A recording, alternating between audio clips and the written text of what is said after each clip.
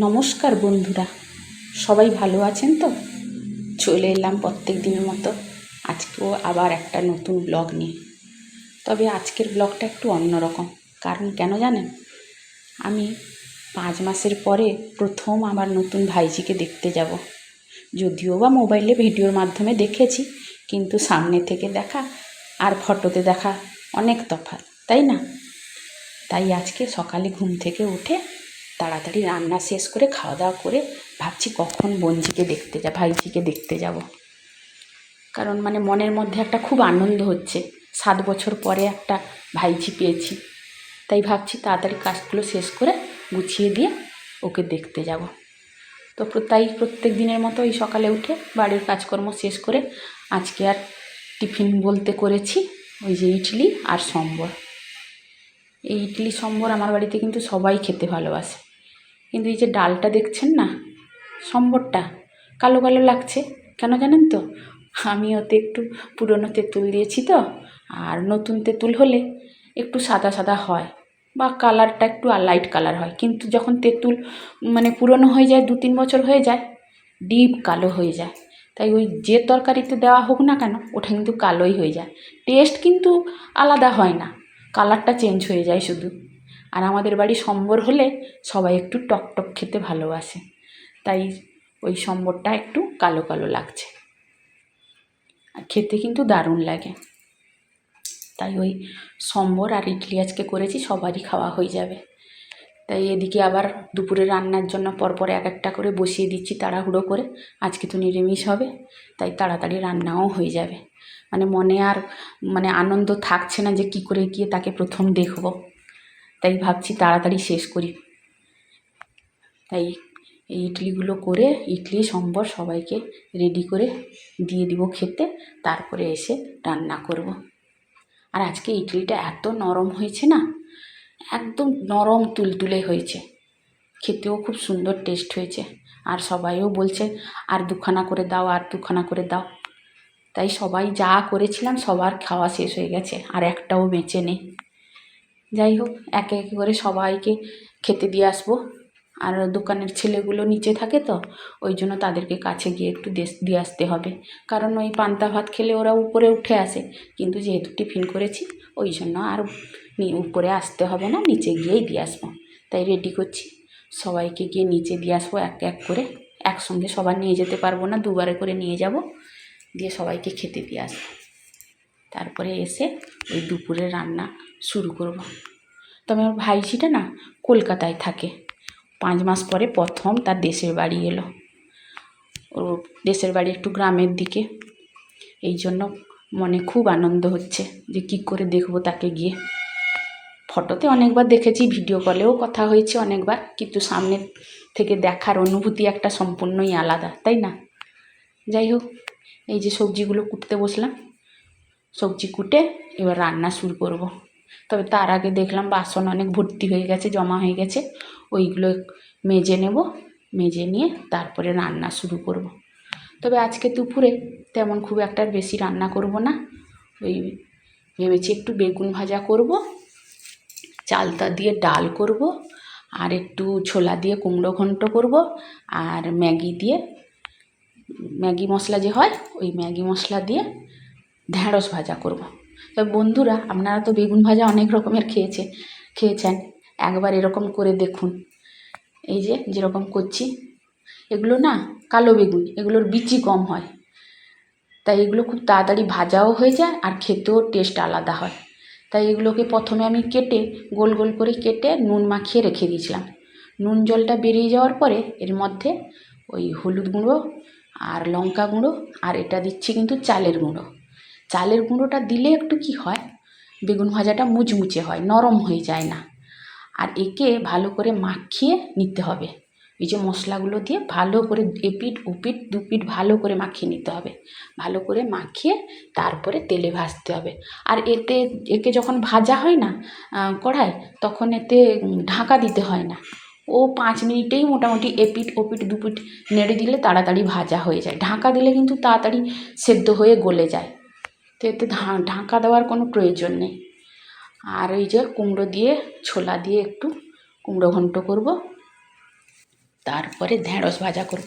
তবে বন্ধুরা, আপনারা ঢ্যাঁড়স ভাজা তো অনেক খেয়েছেন, আমার মতো একবার করে দেখুন। আমি কিন্তু ঢ্যাঁড়স ভাজা করলে না কখনো হলুদ দিই না, কেন জানেন তো? হলুদ দিলে না কীরকম চ্যাপচ্যাপে হয়ে যায় ঢ্যাঁড়সটা, আর ভালো লাগে না খেতে। তাই আমি কখনো, তবে আগে আমি প্রথম প্রথম বিয়ের পরে ঢ্যাঁড়সে সবসময় নুন হলুদ দিয়েই ভাজা করতাম, কিন্তু আমার পিসি বলল, না এরকম দিয়ে তুই কখনো ভাজবি না ঢ্যাঁড়স, এরকম দিয়ে ভাজলে ওই ঢ্যাঁড়স প্যাচপ্যাচে হয়ে যায়।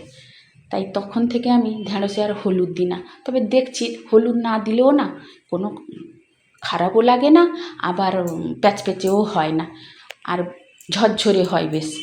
তাই আমি ম্যাগি মশলা দিয়ে ঢ্যাঁড়স ভাজাটা করলাম। আর ওই যে চালটা নুন হলুদ দিয়ে সেদ্ধ করে নিয়েছিলাম, দিয়ে ওই মসুর ডাল সেদ্ধ করে রেখে দিয়েছিলাম, কিছু না, শুকনো লঙ্কা 5 ফোড়ন দিয়ে চালতাটা একটু সেদ্ধ হয়ে যাওয়ার পরে ওকে একটু হালকা ম্যাশ করে নিতে হবে, তারপরে ডালে দিয়ে ডালটা ছুঁকে নিতে হবে, দিলেই হয়ে গেল চালতার ডাল। তো এইগুলো রান্না করে তাড়াতাড়ি খাওয়া দাওয়া করে ভাবছি কী করে বেরোবো, মানে মন আর সইছে না, প্রথমে গিয়ে ভাইজিকে দেখবো। তাই সবাইকে খাওয়া দাওয়া শেষ করে সবাইকে দিয়ে দিলাম, এবার বেরাবো পিসির বাড়ি। মানে ও আমার হচ্ছে পিসির ছেলে ভাই, ওরা কিন্তু আমার, মানে কি বলবো, যেরকম মা বাবা সেরকম ওরাও, মানে আমার দ্বিতীয় মা বাবা ওরা। আর ও ভাইগুলোও, ওদের 2 ভাই, ওরাও যেন আমার নিজের ভাইয়ের মতো। আমি হয়তো মুখ সামনে থেকেই বলছি, আমার নিজের ভাইয়ের থেকে ওদেরকে আরও বেশি ভালোবাসি, কারণ ওরা আমার সব সময় কাছে থাকে, আপদে বিপদে যখন যা বলি ওরাই আমার সব কাজ করে দেয়। তাই ওই ভাইগুলোও আমাকে খুব ভালোবাসে, আর তাদের বাড়ির যা কিছু হোক না কেন সব কিছু আমাকে জানায়, তাই খুবই ভালো লাগে। তাই যখন মন খারাপ হয়ে যায় ওখানে চলে যাই, বাপের বাড়িও যাই, তবে বাপের বাড়িতে বাবা আর মা একা থাকেন, বাবা, আমার একটা ভাই ও বাইরে থাকে, সেই জন্য বাপের বাড়িতে কম যাওয়া হয়। মাও অসুস্থ, বাবাও অসুস্থ, মাঝে মাঝে যাওয়া হয়। তো যাই হোক, এই পিসির বাড়ি যাবো এবার, গিয়ে সেখানে দেখবো ভাইজিকে। জানেন, ওই ভাইজিটা না 7 বছর পরে হয়েছে। এই বিয়ের পরে যখন একটা মেয়ে শ্বশুরবাড়ি যায়, তখন যখন বাচ্চা না হয় তখন কত কথা শুনতে হয়, তাই না? লোকেও তাদেরকে অনেক কথা বলেছে, অনেক কথা শুনিয়েছে, সবাই, পাড়া প্রতিবেশী, চেনাশোনা, বন্ধু বান্ধব সবাই বলে, এতদিন বাচ্চা হচ্ছে না কেন, এতদিন বাচ্চা হচ্ছে না। কারোর বাচ্চা হওয়াটা বা আমাদের মতো মেয়েদের মা হওয়াটা একমাত্র আমার মনে হয় ভগবানের হাতে, কেন আমরা চাইলেও কোনো কিছু করতে পারি না। তাই ওরাও 7 বছর ধরে, 6 বছর ধরে, 7 বছর নয় 6 বছর ধরে প্রচুর ট্রিটমেন্ট করেছে ডাক্তারের কাছে, অনেক ডাক্তার দেখিয়েছে ঘুরিয়ে ফিরিয়ে, কিন্তু কোনো ডাক্তারের পরীক্ষায় কিচ্ছু হয়নি, চিকিৎসা করিয়েও কোনো সুফল পায়নি। কিন্তু যেই ডাক্তারের ট্রিটমেন্ট বন্ধ করে দিয়েছে তখনই ও প্রেগনেন্ট হয়েছে। যাই হোক, অনেক কষ্ট করে 7 বছর পরে এই ভাইঝি এলো, আর তাদের ঘরে খুশির কোনো ঠিকানা নেই। এই যে তাদের বাড়ি গ্রামের দিকে, এই ঢালাই রাস্তার মাঝখান দিয়ে যাচ্ছি, দুপাশে শুধু ধানের ক্ষেত, দেখুন ধান চাষ হয়েছে, কত সুন্দর লাগছে, আর সূর্যটা ঠিক এই সময় অস্ত যাচ্ছে, দারুণ লাগছে। আর আমাকে এই মাঠের মাঝখান দিয়ে যেতে না খুব ভালোই লাগে। আমার বাপের বাড়িও গ্রামের দিকে, আমরাও মাঠে খেলতে যেতাম, গাছে উঠতাম, সব কিছুই আমরা করেছি। কিন্তু এই শহরে এসে বন্দি খাঁচার মধ্যে পড়ে গেছি, মানে মন চাইলেও কিছু করতে পারি না, সেই ঘরের মধ্যে আবদ্ধ থেকে সব কিছু করা। তাই একটু চাই কখনো একটু যদি ছোটোখাটো একটু যদি সুখ পাই, কোথাও গিয়ে একটু ঘুরে আসি, আর কিছু না, এটাই হচ্ছে মনের আনন্দ। এক ঘরে সবসময় বসে থাকাটাও ভালো লাগে না, তাই চেষ্টা করি সব সময় একটু আনন্দ খুঁজে নেওয়ার জন্য। এই চলে এলাম পিসির ঘরে, এসে এই যে ভাইজিকে দেখা হয়েছে, দেখে এবারই বাড়ি যাওয়ার পালা ছিল, কিন্তু ওরা আটকে দিল, বলল না খাওয়া দাওয়া করে যাবি। এই যে ওদের বাড়ি দেখুন, এইটা হচ্ছে ওদের ডাইনিং রুম, গ্রামের বাড়ি তো এই জন্য কত বড় ডাইনিং রুমটা দেখুন, আর শহরের হলে সব কিছু ছোটো ছোটো, ফ্ল্যাটে থাকলে তো আরও ছোট।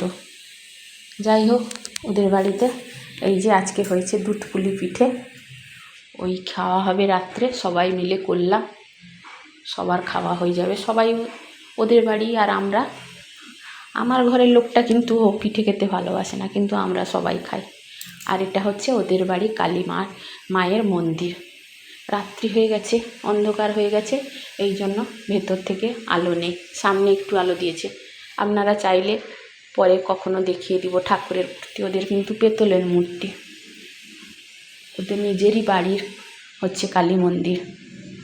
আর প্রত্যেক বছর কালী পুজো হলে এখানে প্রায় বছর আসি আমরা ছোটোবেলা থেকেই।